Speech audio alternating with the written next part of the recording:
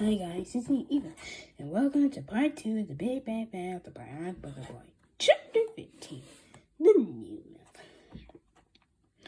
You might think that turning into a Bionic Booger Boy was the worst thing that could ever happen to a kid, but it wasn't, But it wasn't all bad, believe it or not.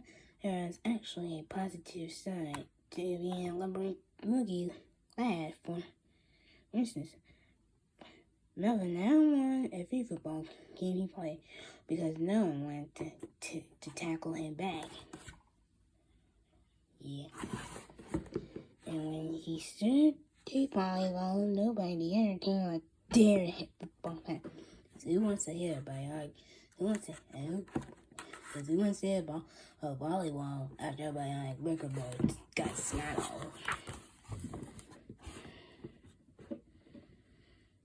Besides being the school's new sports star, there are other perks too. Melvin never had to join the line of drinking fountain anymore. Now he had his own personal drinking fountain because, well, Luigi's a drinking fountain after a bionic booger boy glabbered all over it. I didn't think so. All the special attention that Melvin was receiving made some other kids a little jealous, but not Georgia Hill, considering the many evil villains that Georgia Hill had been battling all year. The two boys weren't just grateful that Melvin had turned himself into a gigantic, terrifying beast with plans to destroy the earth. By villains, I mean, first they battled Dr. Diaper and his robots, then they battled the talking toilets, then they battled Dr. Splash, Jennifer, and the evil zombie nerds and the dandelion, then they battled Professor Foodie, then they battled Rachel Wedgie Woman and her robots. It could be a lot worse to him. At least Melon's not a terrifying evil villain. Yeah, you're right, said George. I can't think of anything that could turn Melon into a terrifying evil villain.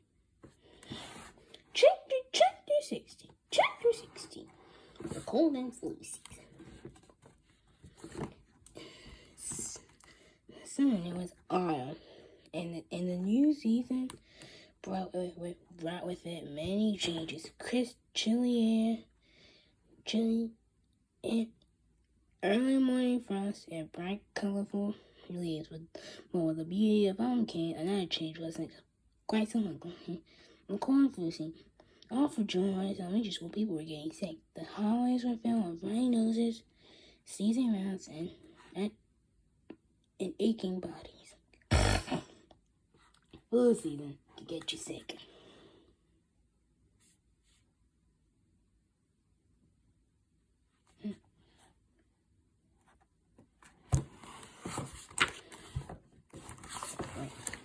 Achoo, sniff, sniff, sniff, sniff, sniff, sniff, sniff, sniff.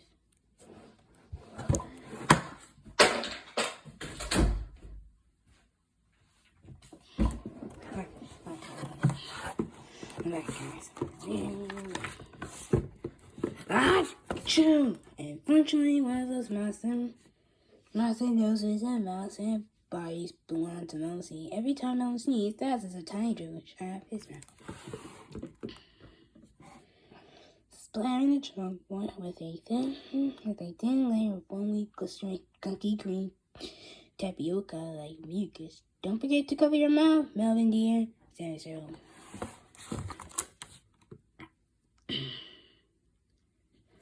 Oh, sorry, said Melvin.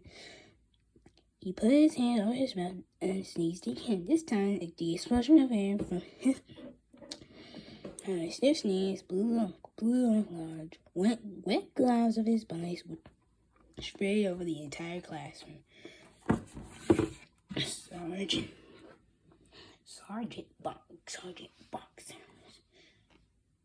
Oh my gosh, even spraying. They can all get sick from that. This is why I'm not like Melvin sneezing. Who wants to be turned into a bionic booger boy? On second thought, Melvin said so. Don't cover your mouth. Next time. Now, who wants a cookie? No one wants a cookie. Especially after a bionic booger boy sneezed on it. Chapter 17, The Field Trip. The next day, for some strange reason, Mrs. Riddle was out sick with a cold. Mr. Crump was filling in as the substitute teacher, and as usual, he was saying, "What the heck is going on in this room? Yeah, what's with the raincoat? What's with the raincoats and umbrellas?" Then Melvin sees. And because they have a bionic booger boy in the classroom, and he's sneezing. That's why.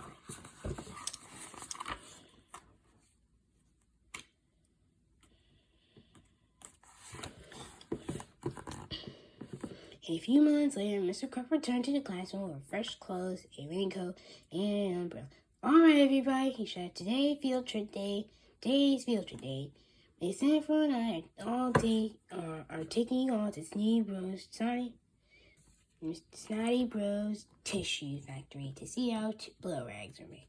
The word tissue made Melvin joke. "No," he cried back. "Me no like tissues." He's a bionic booger boy. And an eerie silence fell over the class. Everybody looked at Melvin shocked. "Did Melvin just say me to like tissues?" asked Harold. "Yeah," said George. "I have never heard him miss you an objective pronoun. Who does he think he is, Frankenstein?"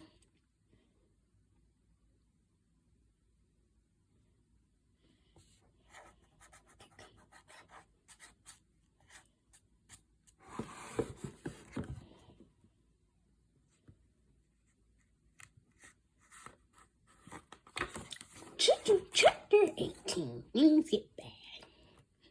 In a few hours, the fourth graders were all packed into a hot, stinky factory, listening to a boring speech about how trees are turned into tissues, or something like that. Nobody was paying attention really, except for Melanie, who was terrified. His whole body shook from and shook as the tour took them down to the narrow walkways of the noisy, indestructible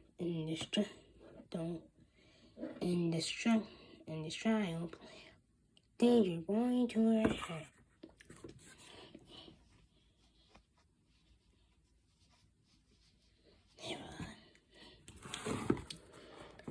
Finally, the tour ended at the gift shop, where the plant manager, Mr. Snotty, had a surprise for everyone. "Behind this red curtain with black dots on it," said Mr. Snotty, "is a free gift for each of you." Mr. Snotty pulled back the curtain to reveal sample tissue packs. "Help yourself," said Mr. Snotty.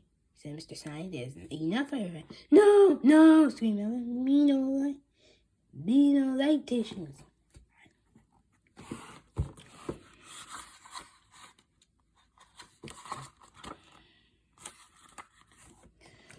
"Oh, don't be silly," said Miss Snooty. Said Mr. Snooty. "Everybody loves tissues, and our tissues are extra exotic. It really helped you to wipe out fail gum and mucus." "No," screamed Melvin again. "Tissues is bad magic. Tissues is..." "Nonsense," laughed Mrs. Snotty as he tossed a couple of sample tissue packs at Melvin. "Here you go, young man," he said. "Enjoy." The tissue packs went through the air and stuck onto Melvin's back.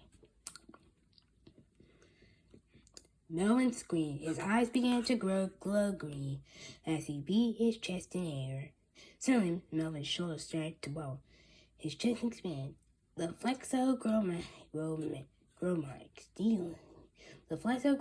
steel of Melvin's endoskeleton flexed and grew.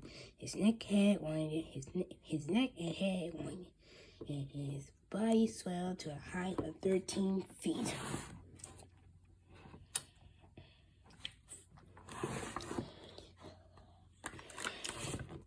Melvin grabbed the tissue packs in his massive dripping fingers and flung them to the ground.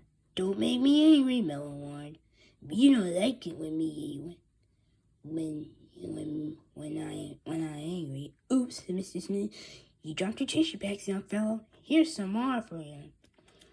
Mr. Sneedy grabbed the 2 giant handfuls of sample tissue packs and tossed them at Melvin.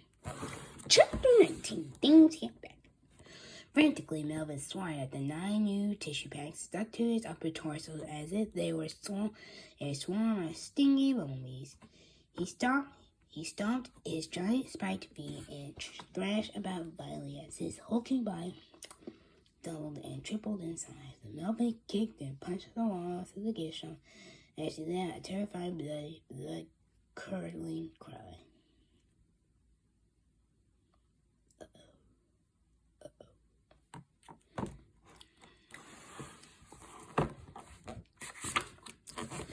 There's no need to cry, little man, said Mr.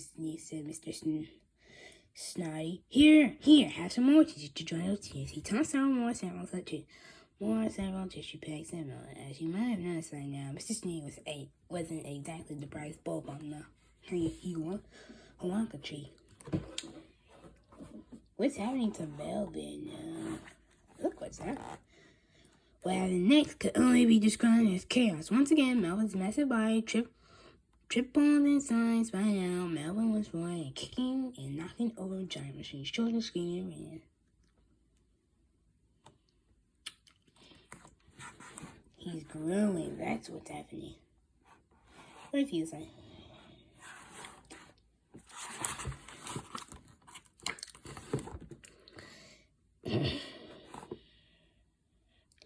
Mr. Snotty thought it might help matters if he could just give Melvin some more tissues, but before he could, a drop of mucus the size of a bathtub dripped from Melvin's massive nose and splashed down on Mr. Snotty, gluing him to the floor. Splat.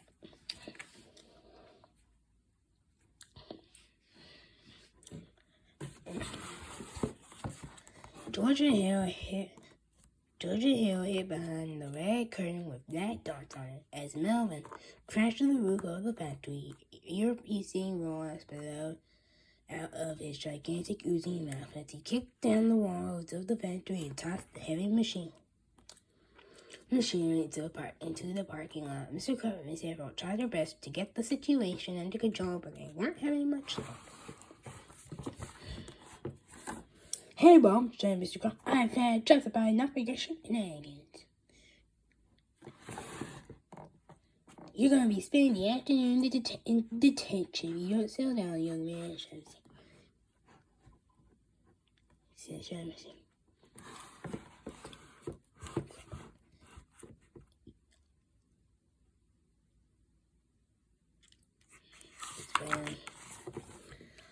Suddenly, Melvin reached down and grabbed his handful in her massive mouth. Help me! She screamed. Somebody save me! Said Mr. Crow nervously. I'll go get some help.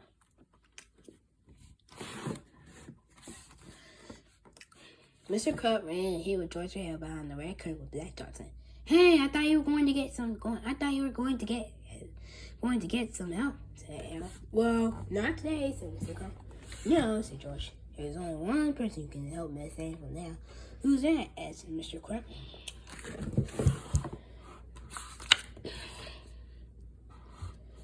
Chapter 20, Captain Underpants. As much as George and Harry hated to do it, they decided it was time to send in Captain Underpants to save the day. George and his fingers, suddenly the terror and pain that Mr. Crow had been experiencing completely vanished. Snip. A wild, silly grin spread across Mr. Crump's face. Crump's transformation, and across Mr. Crump's face as he leaped to his feet and ripped off his outer clothing and toupee. Mr. Crump's transformation into Captain Pants is almost like the only thing goes missing was a kick. Gee, he said, I sure wish I could find a red curtain with black dots on it. Hey, said George as he pointed to the red curtain with black dots on it. Here's a red curtain with black dots on it. What a remarkably unexpected coincidence. Captain Underpants as he grabbed a last series of convoluted plot devices and tied it around his neck.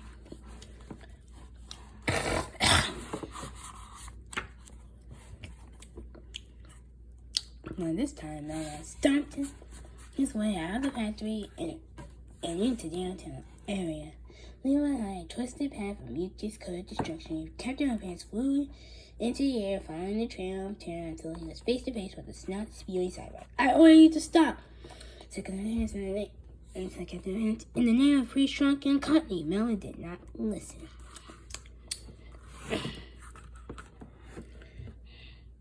Captain Underpants had no choice but to fight the boogery behemoth, but he needed to save his afro. Quickly, our hero flew to either side, grabbed her hands, and pulled firmly. The slimy film that covered the striking at the face was strong and gluey, but it was no match for wedgie power.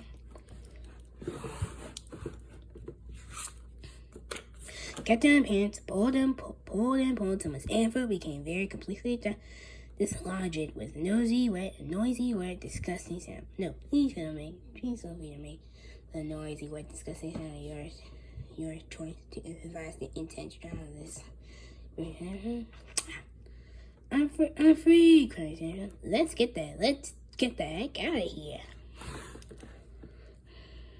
Suddenly, the bionic booger boy reached down, grabbed Captain Underpants by the cape. The monster held on tightly with his gigantic, gooey, robotic fingers. Ah, cried Captain Underpants. He's got my cape. He's got my cape. Well, just untie it, screamed Sandra. Let's go. But I can't fight crying about my cape, cried Captain Underpants. Forget your stupid cape, you screamed. Just save me, you idiot. Check between one. You can't have your cape in need of shoes. As anybody will tell you, no superhero is complete without a cape. I mean, without a cape, a superhero is just a guy wearing fancy underwear. Or in this case, not so fancy underwear. But Captain Underpants knew what had to be done. He reached up, untied his hand, and courageously untied his cape. He reached up with his free hand and courageously untied his cape, valiantly sacrificing his aesthetic integrity to save the life of a mere mortal being.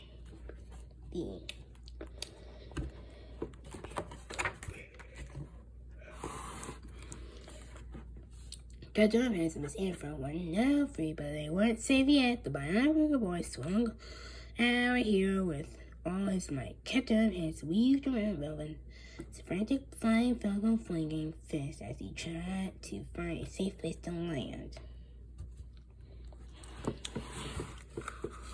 The first part was actually 37 minutes. Suddenly, Captain Underpants' 100% cotton-powered version spied Georgia Hill miles away. With lightning speed, he flew down to meet Georgia Hill. Georgia Hill, said Captain Underpants, you've got to keep this woman safe while I destroy that robotic son. Okay, Sam, but hurry up, here he comes. Wait, cried Sam, I didn't get a chance to say thank you. She turned and kissed Captain Underpants over her face with wet juice smooches. Thank you, she said between the sloppy kisses. Let's for the sloppy kiss. Ooh. Yuck, Sale. I sure hope she does. I sure hope she doesn't think us, said George. When the Sanford had finished slobbering all over Captain Underpants' face, she gave him a great big hug for good. Yuck. Look. Now go get him, Tiger, she said coyly. But Captain Underpants didn't move. He just stood there staring blankly into space. I think I know what happened, but you're gonna find out. Off in the distance, Georgia Hill could hear the bionic booger boy approaching. Each thundering footstep brought the horrible beast closer and closer until at last he stood towering above them, panting heavily and dripping profanely. Miss Afro screamed and ran away.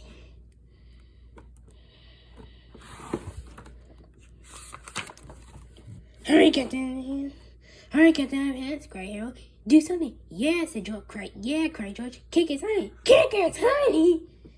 But Captain Underpants didn't move. He didn't fight. He didn't fly. He didn't kick anybody's honey. In fact, the only thing he did do was get very, very angry.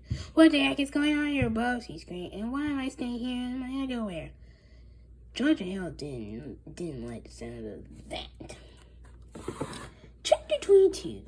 Welcome back, Cropper. If you read the comic on page 7 of this novel, then you know what happens whenever Captain Underpants gets wet on his head. Unfortunately, Miss Afro's wet, slobbery kisses had produced the same effect. Captain Underpants had been turned back into Mr. Crump, and now he was about to be turned into lunch. lunch for a bionic booger boy. Quickly, George and Harold began frantically snapping their fingers. Snap, snap, snap, snap, snap, snap.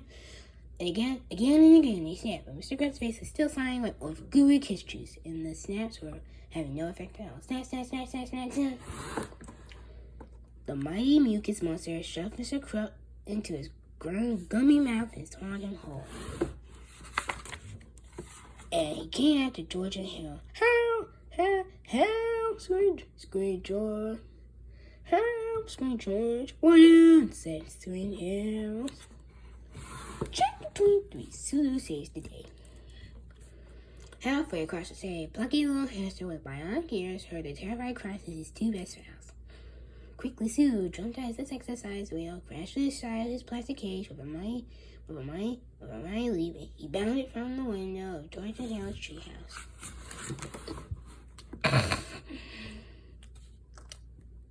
At that very moment, Melvin was dangling George and Harold high above his mouth. Ha ha ha! He let the bionic booger away. Me got you at last. Well, goodbye, Harold, said George. See you later, pal, said Harold. It wasn't fun. It lasted. Finally, Mama let go of George and Harold. The 2 boys screamed as they fell face first into the gooey, gaping mouth of the swoosh. The next thing George and Harold knew, they were flying sideways at an incredible speed. Everything around them was a blur of motion except for the sound of their little buddy soon, who had literally grabbed them from the murky mouth of death. At the very last second. "Atta boy!" cried George. Hooray for Sue!" cried Harold.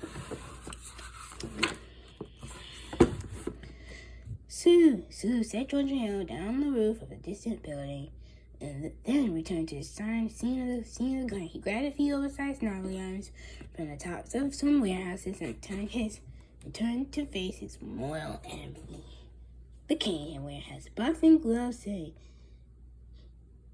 the denture employer. Chapter 24. The incredibly graphic violence chapter Part 2 in football. One, the following stunts were performed on closed streets by a highly trained professional hamster. To avoid injury, please do not grab oversized gnarly arms from the top of one ounce and speed giant monsters with them.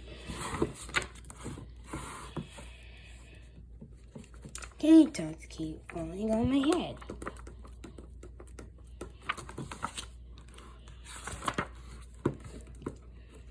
Yummy, yummy. I can clean up my tummy.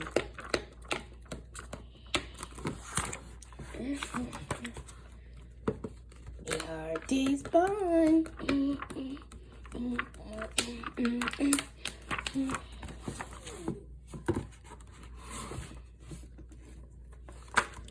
Chapter 25 had to erase the effect of a bionic Kabam 2001 easy step. The bionic booger boy was defeated. He flopped unconsciousness into a giant boogery blob and spread across several city blocks, and nearly 4 whole pages as reporters surrounded his massive oozing body.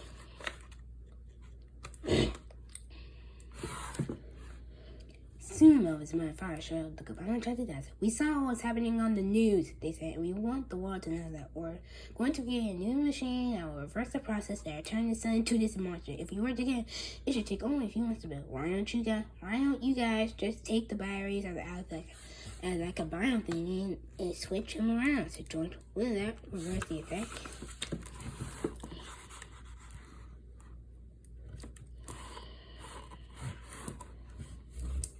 "Well, that fella's fine. Obviously, you don't know anything about science. Little boy, you can't expect to reverse the effects of a highly complex cellular molecules in Kabam just by switching the batteries around. The type of thing only happens in obnoxious children's books," said George self-consciously. "Well, why don't you just give it a try anyway?" "All right," said Mr. Sneer, rolling his eyes and smirking. He quickly switched the batteries around and powered up the machine. "But I'm only doing this to prove a point to you kids. It's not gonna work. No way. I'm not in a million years. Anybody who thinks it might is a complete idiot.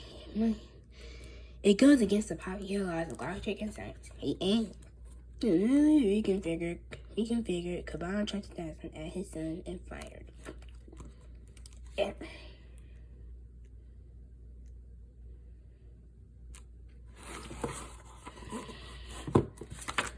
2026 blast.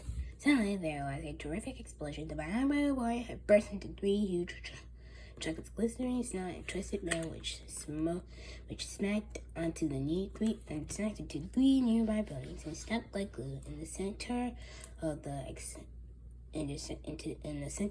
explosion, surrounded by smoke. Stood Mr. Coppermillo. Well, what do you know, Mr. Nee? My idea weren't. George and Harold rolled their eyes. It was George's idea, not his idea. It's like building it. Now step aside, kids, said Miss Neely, as the 2 scientists marched out to tell the reporters all about their brilliant inspiration, significant breakthrough. But as the smoke around Mr. Coppermillo began to clear, it became not obvious that they weren't quite back to normal. Apparently, the newly reconfigured Cabana 20,000 had accidentally morphed Mr. Coppermillo together. Don't worry, said Mr. Sneely. Don't worry, Mr. Sneely. Don't worry, Mr. Sneely told the reporters. All I need to do is zap them one more time. That should set everything straight. He fired up the Cabana 20,000 again and prepared to blast. Be prepared to blast away. I sure hope this separates their bodies, said George. Me too, said Hal. That's 27. To make a long story short, it did. Chapter 28. A happy ending. You know something, George, said George. This is the first time one of our books actually had a happy ending. You're right, Sarah. Usually it ends with me screaming, oh no, and you scream, here we go again. But we got lucky this time, I guess. What do you mean, lucky, said Miss Girl? It was my invention that saved the world. You guys are so mature. Huh? Said George.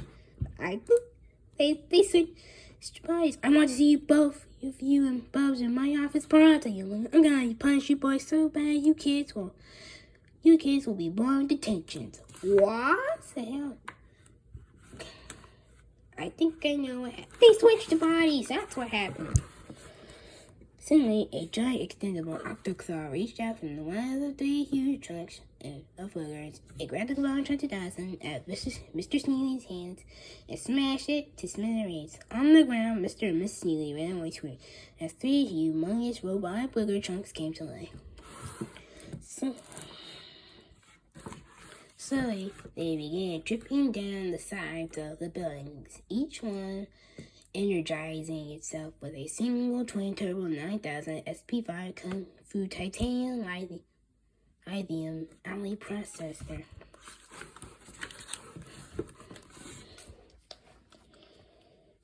As the huge booger chunks oozed closer and closer, they began sprouting a strange-looking metallic eyeball and huge single robot legs. Suddenly, the 3 ridiculous robot boogers leaped toward George, Harold, Sue, Mr. Crump, and Melvin. And the chase was oh no, scream down, here we go again, screamed George. Will George and Harold ever survive this bionic? Will this bionic problem be over? Find out. And Captain Underpants